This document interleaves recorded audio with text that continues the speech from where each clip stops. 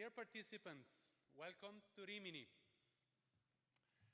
My name is Alessandro Tavoni. I'm the head of the local organizing committee.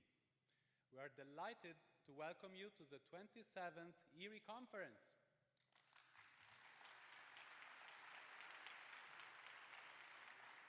Thank you.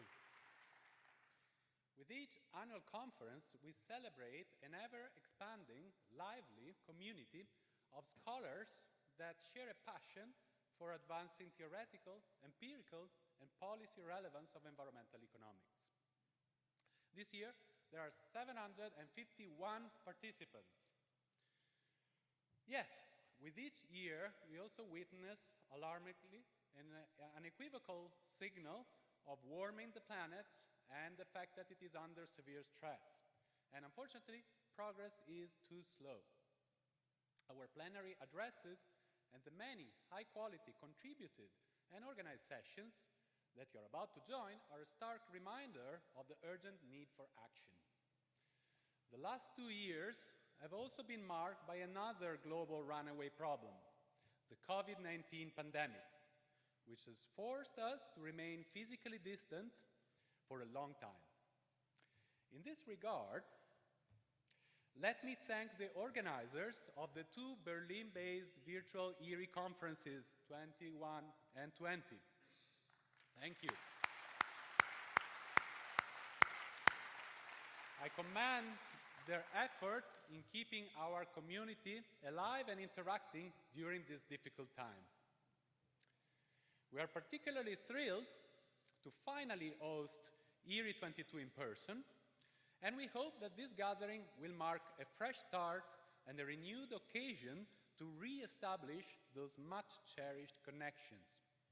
However, the COVID-19 emergency is still ongoing, so let me invite you please to be considerate in your interactions, wearing masks and keeping social distance whenever possible. If you feel unwell, please notify our staff at the registration desk. They will happily assist you in checking your temperature.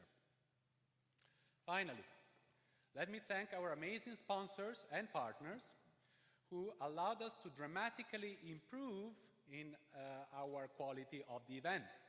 Special thanks goes to the Bank of Italy and the RFF CMCC European Institute on Economics and the Environment. We're also grateful to the Rimini municipality for its patronage. Let me stop here and wish you a very stimulating conference with friends old and new, and an enjoyable time in Rimini.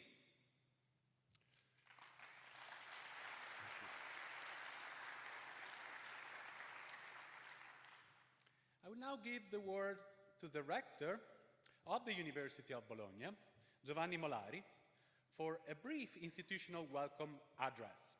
Professor Molari, thanks for being with us. The floor is yours.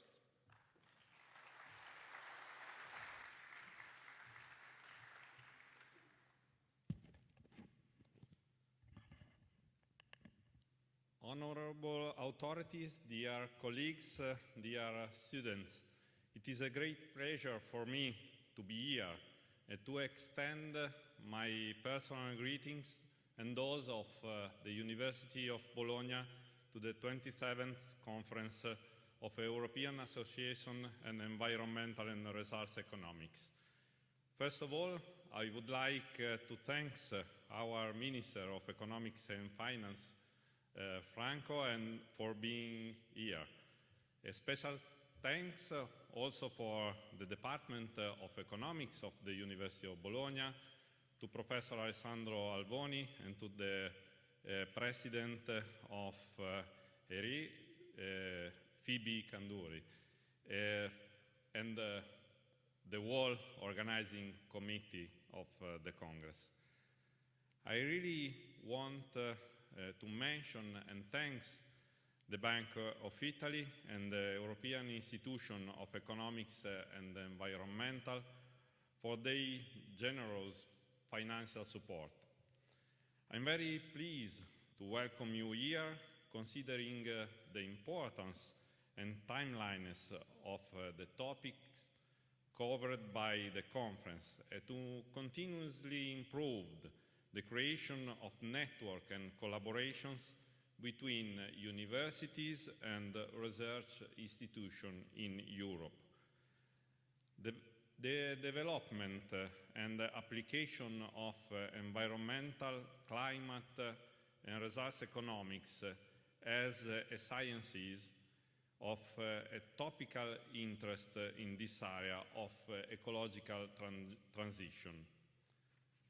The environmental challenges ahead of us are global and systemic, and in order to achieve the European long-term sustainability goals, the core systems of our societies will have to change dramatically. I am confident that the presence of qualified colleagues and most welcome guests will ensure the highest quality databases. Moreover, this meeting fosters collaborations, dissemination, and networking at an international level that nowadays is crucial to develop significant improvements in science. Today, scientific achievements are the results of a collective work rather than individual primacy. I congratulate you on this important initiative, renew my warm welcome to Rimini. That is one of the different buildings in our multi-campus. The presence of the major here with us is really important for the development of the University of Bologna in this town. Thank you very much, and I wish you all a productive meeting.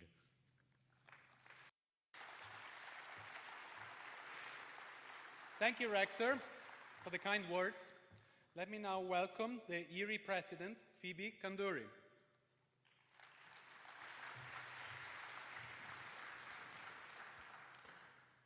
This is such a nice view to see us all together again. It's really amazing. Do you have my slides?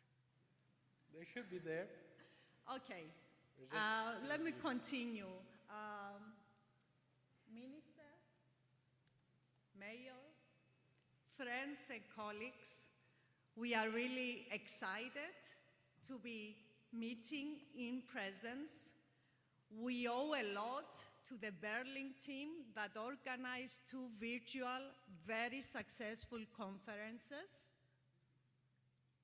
And we also owe a lot to this year's organizers. Alessandro Tavoni, his whole team, Tassos, Electra, Anna, Maria, and we should also say that at the moment, we are one of the biggest actually, association in the world in our field, environmental and resource economics, with more than 1,250 members, many institutional members, but also a very big footprint on publications and success of our journals. The slides are here, so let me see if I forgot anybody. Alessandro, Maria, Emmanuel, sorry Emmanuel, I forgot about you, Marco, Nico, Ricardo, Luca, Anna, Esther, Tassos, Anastasios. It's such a big effort to organize this conference, and it takes so much time, not only in terms of putting together the scientific program, which is something that we scientists like to do, but also administratively. So we are deeply thankful to anybody that takes up the challenge. The scientific program was led by Marita Laucane, who is a member of our council.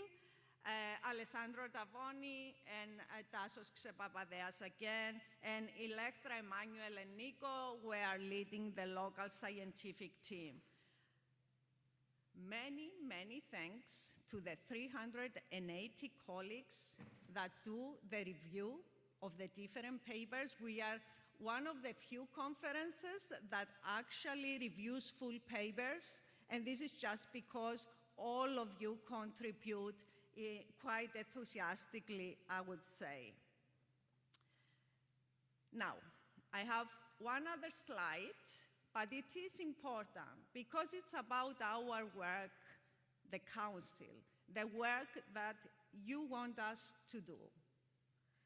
And because this Council works for all of you and for all of us, please, I wanted to ask you to please come to the General Assembly on Thursday during the lunch break.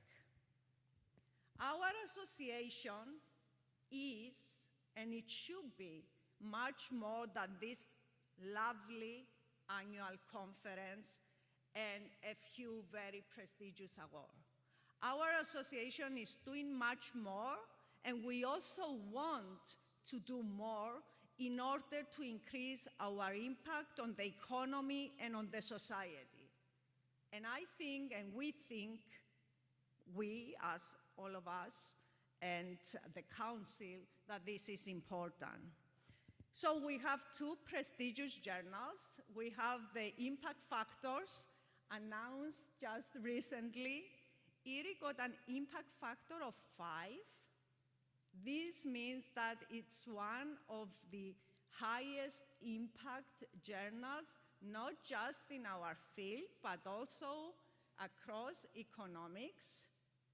A huge, deep thank you to Ian Bateman, the co-editors, and all of you as reviewers and contributions.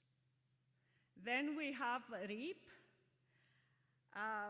Kathy Klein has been always leading this journal in an amazing way. The impact factor of the journal is 6.049. This is, again, very high for a review journal, and we are all very thankful and very honored to have such journals associated with our association. Thank you very much for all of you that have been contributing. It is not just the conference, but the conference is very important. And let me give you quickly 2 things that we are intensively discussing, and we want your views during the General Assembly.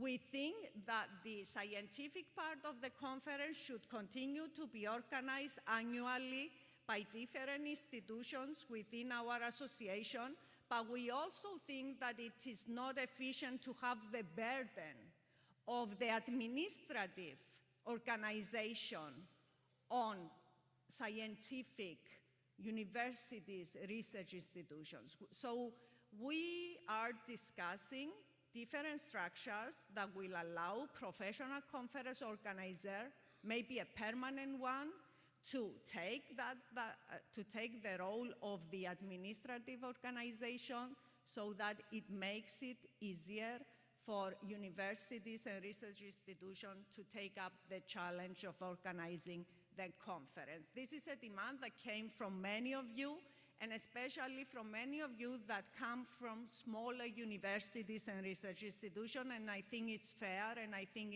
it's efficient, and this is the way we are going. And we also want to transform into a hybrid conference so that we have increased inclusivity. People with young families, people who cannot afford to travel, people that are outside Europe.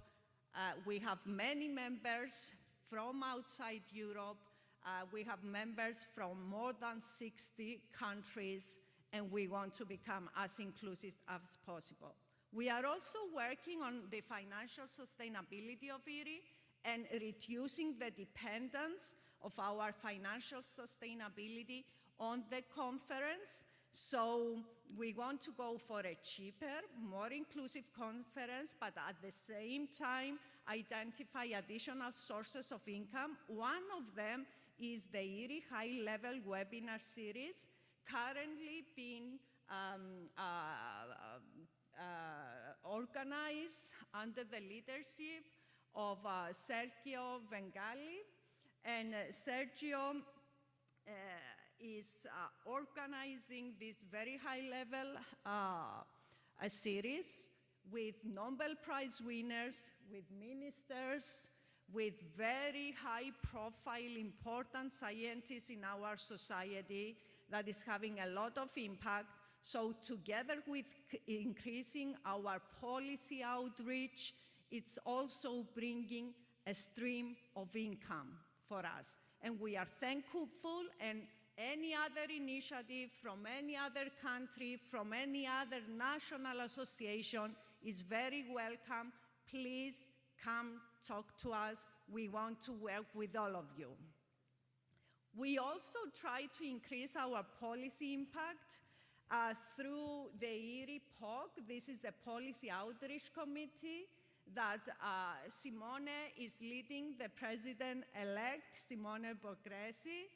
And we are thinking and we are shaping task forces that will take up the role to use EAERE as a platform for communicating policy reports that are relevant, for example, for the implementation of the European Green Deal, for the implementation of the Sustainable Development Goals. This is important. We think that all the great research that we do here should have an outreach to the rest of the policy community. Outreach to policy and outreach to technology development was one of the things I promised in my letter as a candidate, as a president, and this is something we are intensively working on. We are also participating in IPCC, different working groups, in the COPs, and in many policy-relevant committees of the European Commission. Finally, I wanted to tell you that we are also working intensively with the other associations in environmental and resource economics, the US Association, the Asian Association. This is the World Environmental and Resource Economic Committee that organizes every 4 years the global conference. But now we are also talking with Latin America, Africa, Australia, and New Zealand to join the group and join forces. Finally, and I'm way over my time as always, you know me, sorry about this, we are building a diversity committee to provide support for gender diversity, for color diversity, for age diversity, and this committee is financed by my Alliance of Excellence, also by Environment for Development, and at the moment we have 15 excellent applications for people that want to lead this committee. I'll leave it here, and as I said when I started, this is an amazing view. Thank you.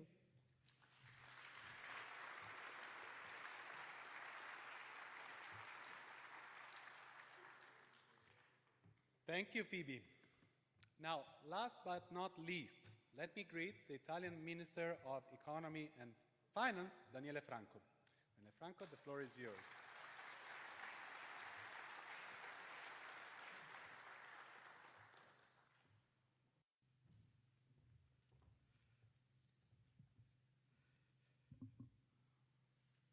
Do we have the slides? Okay, so first of all, let me welcome all of you to Rimini, also on behalf of the Italian government. I should say that environmental and climate issues are among our top priorities, as you will see from my presentation. And let me first thank the association, the organizers for inviting me. Before being a minister, I was an economist, and so I will propose you some reflections on the issue of sustainability, drawing partly from my previous experience and partly from my current experience as minister. So, sustainability is an analytical tool for looking into the future, for guiding policy making. Sustainability is an economic issue, we all know about that. A policy is sustainable when it can be sustained, kept and changed over time. It is not sustainable when it tends to lead to a crisis. This is a very simple, complex. Then over the last couple of centuries, economists have been trying to define it in a more sophisticated way, but I mean the core issue is pretty simple. Public debt sustainability has for a couple of centuries been at the core of economic analysis, but over the last decades the issue of sustainability has been broadening and has been covering the issue of the sustainability of some important social policies, pension, health policies, and more recently, over the last 10, 15 years, environmental issue has become very much important. Sustainability is also an ethical issue because at the core of the sustainability issue is the concern for the future. And a sustainable policy is a policy which may damage future generation. And if you think of public debt default, this is having impacts on future generation. And this evidently applies to the environment. So I think the key issue is how we balance the needs of the current and the needs of the future generation, which is essentially an ethical issue. The issue is how much should we discount the future? Economists define this issue in terms of the so-called intertemporal preference rate. How high should be this rate? There are different views. A zero discount rate implies that the weight attached to the well-being of those living in the future is important. On the other hand, there are reasons for discounting future monetary amounts, future monetary flows, because we know that per capita consumption, per capita income are increasing. So, where should we set our target? Obviously, what matters most is in practice what policymakers do, how they, in concrete terms, discount the future. Sustainability, as I said, has for a long time been in terms of fiscal issues of public debt. I don't want to delve into very much into the issue right now, but I mean, for a couple of centuries, this was the core issue when economists thought about sustainability. Then I'll go through quickly the slide, focusing on some issues which may be more relevant here today. Then from public debt,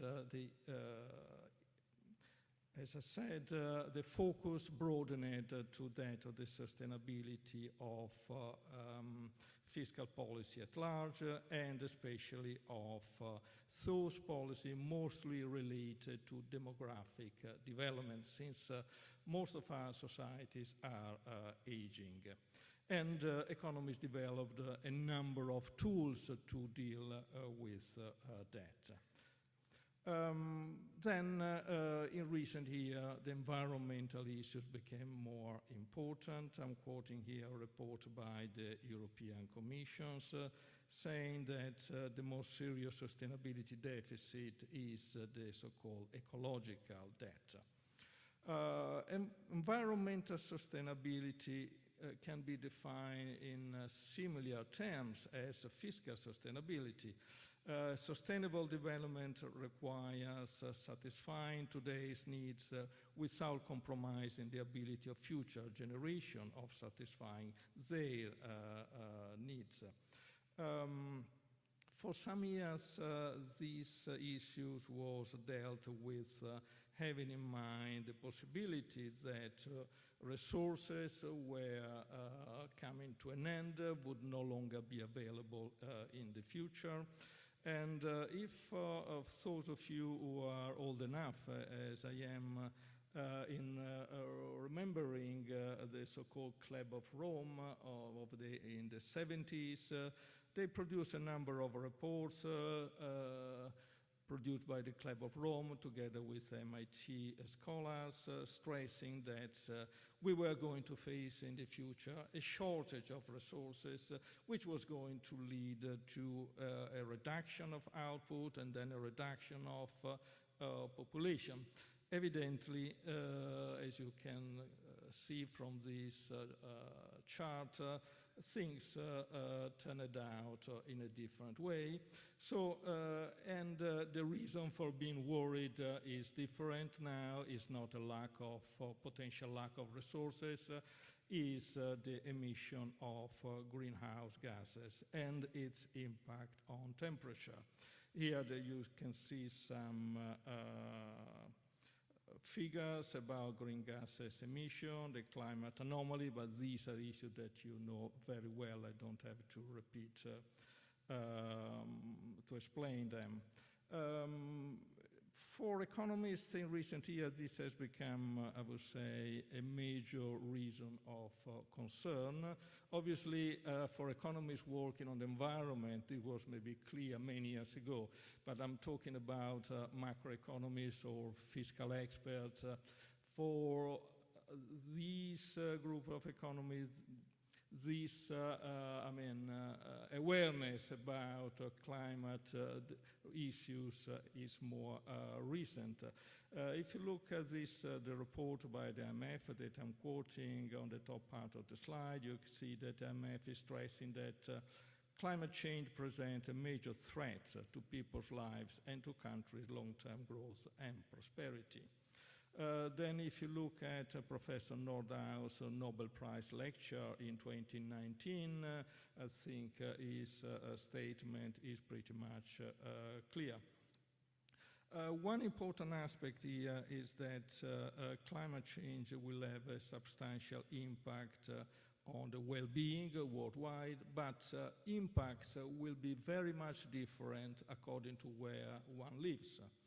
And a part of the world will be more affected than another part of the world. And this is going to have important economic policy and political implications in the coming years. Well, I think you all know these charts about setting a target to increases in temperature and how to get there, so I don't have to repeat that for you. One point is that I think we are all aware that changing the way we produce, the way we consume, the way we travel, it is going to be complex, it's going to be difficult, and we need a lot of technological progress, a lot of renovation of infrastructure to reduce carbon intensity and to reduce energy intensity. Obviously, if we look into the past, we see that movement to one source of energy to the following source of energy took a lot of time. So this implies that the task ahead of us is really very difficult and complex. So the cost of the transition is going to be very high. We talk about capital obsolescence in key industries, energy, transport, workers being displaced, There are different estimates about the need for public and private investment. Here I'm quoting some estimates.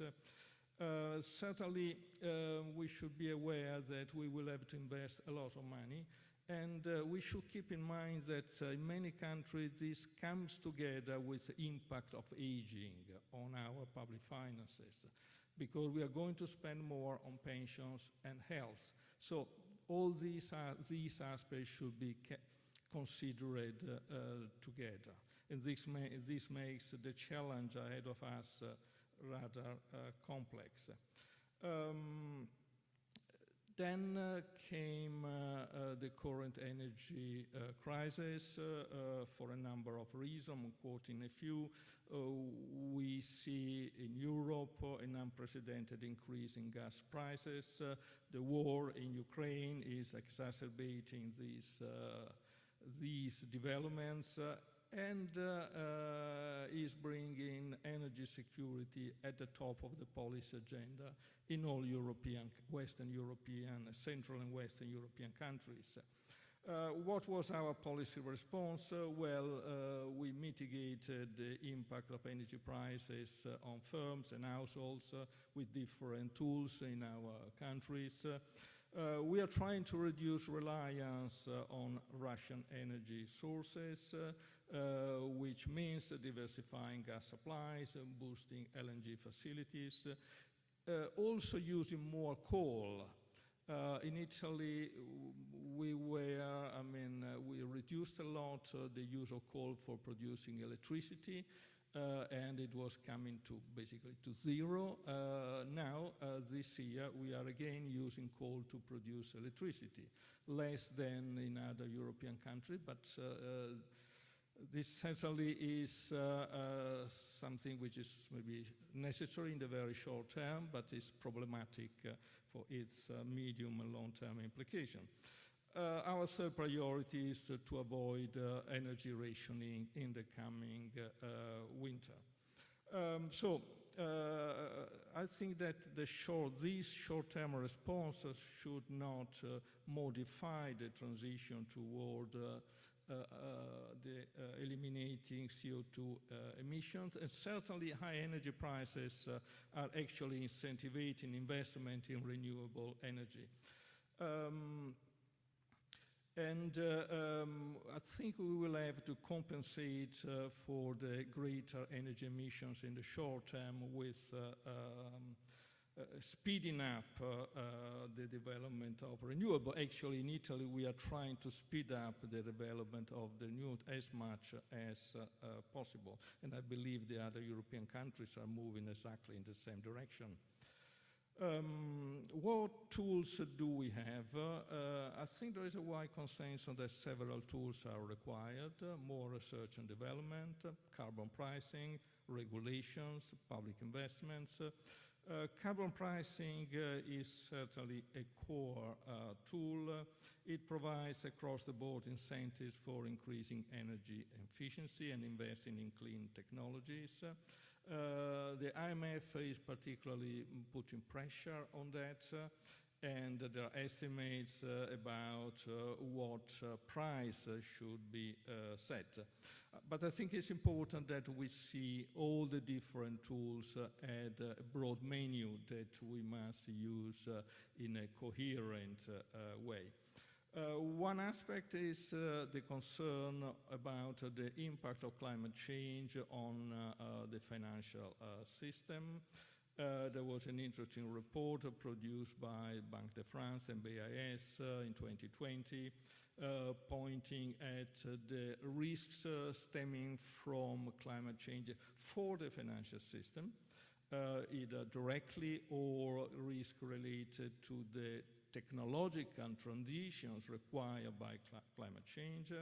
On the other hand, climate change, financial market, financial regulation can contribute to this transition in a number of ways. For instance, there is an interesting discussion about the role of green bonds in drawing from and moving private resources toward green projects. Central banks have been discussing this issue very much in recent years, and there is a role also for central banks in the macroprudential regulations, in the macroprudential regulation. There is a network of central banks, the network for greening the financial system, that includes several central banks, and it is doing a lot of work on focusing on the way the financial system and central banks can contribute to the climate transition. One important issue, as you well know, is that of the taxonomy, which investments, which assets are actually green. And there is a lively discussion inter alia at the Commission in Brussels about that. There are steps forward, but still a number of issues, as you know, are still open for the discussion. One issue, for instance, is that of nuclear. Is nuclear power, energy production green or not? And countries in Europe have different views about that. One general point is that climate, as we well know, is a global public good. I mean, emissions, externality, and spillovers do not stop at borders. So we should work on that worldwide.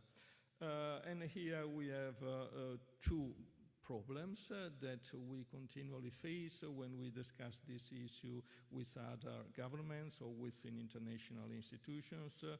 The first issue is, should we look at current emission flows or to the amount emitted by each country in the past? Obviously, some countries argue that, for instance, take China, that we should look at what each country has been emitting in the past, the integral of the emissions. And this is an open discussion. The second issue is how to deal with emissions incorporated in imported goods. I can achieve my target by importing a lot of energy included in the goods that I import.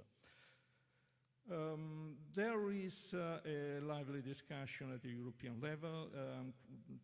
Here I quote two aspects. Next Generation EU, this a huge investment program funded by the Union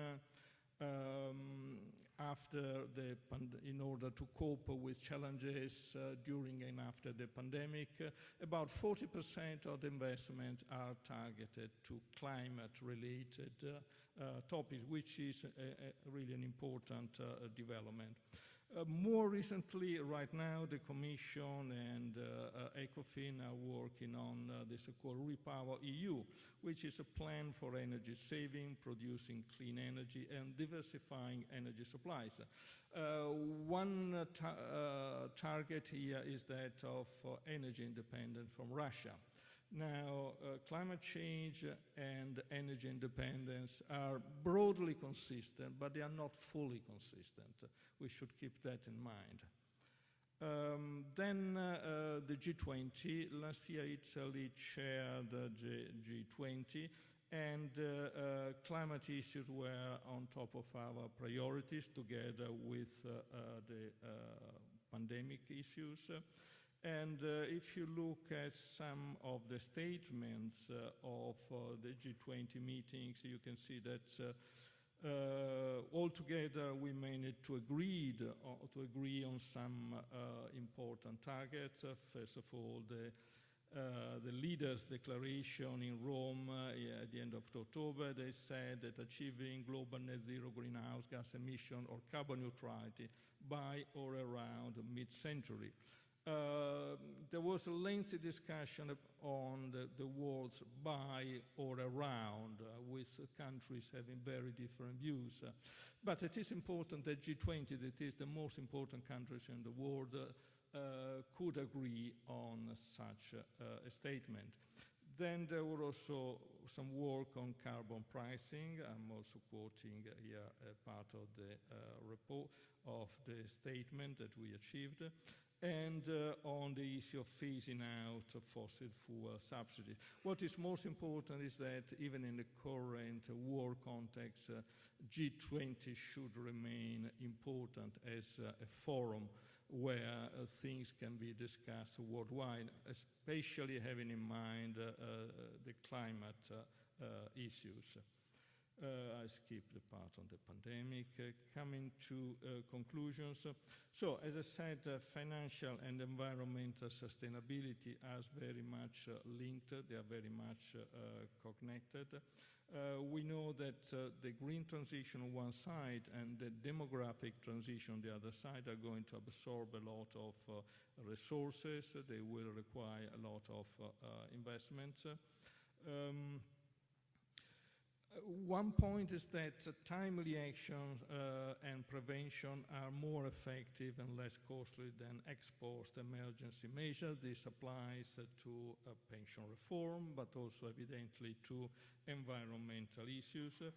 International cooperation is a key factor for the climate. It's also a key factor for the prevention of future pandemics.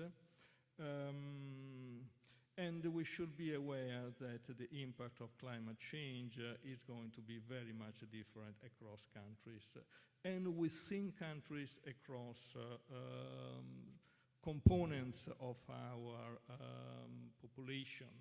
And this, some part of our population, maybe those which are in a weaker position, may be more affected than other components of the population. It's the same aspect that we saw during the pandemic. Final and last slide.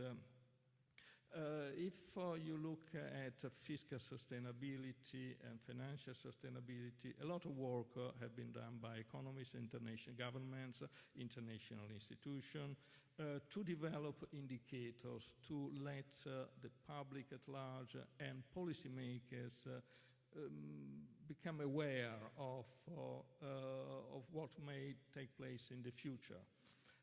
So I believe these efforts should be replicated for environmental and climate sustainability. So we need a well-articulated analysis of the available options. I think while the final objective is clear, we don't want to get the world to be warmer than it is now. This is clear. But then the transition path has a number of aspects which are open for this discussion.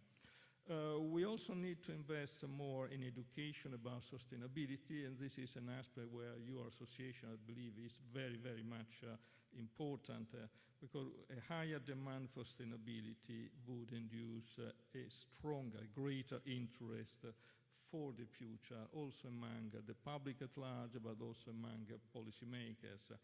Basically, we need policymakers and the public at large to have in mind a low discount rate for the future, because this is the only way that we can cope with climate change. Finally, quoting the Stern review of economic and climate change. I mean, it was a long time ago, already 16 years ago. But there is one point that I remember, that the fact that they said that a discount rate higher than 0.1% would be compatible with the extinction of human race. I mean, I don't know whether it is actually 0.1% or 0.2 or 0.5, but I think the broad message is that we must be very much concerned about the future. And in order to be very much concerned about the future, we must explain to policymakers and to the public what is going on. Because there is a natural tendency by each of us, policymakers, but also each citizen, to underestimate what is going to happen tomorrow or the day after tomorrow or in 20 years' time. So thank you very much and all the best for your conference, and thank you very much for your work.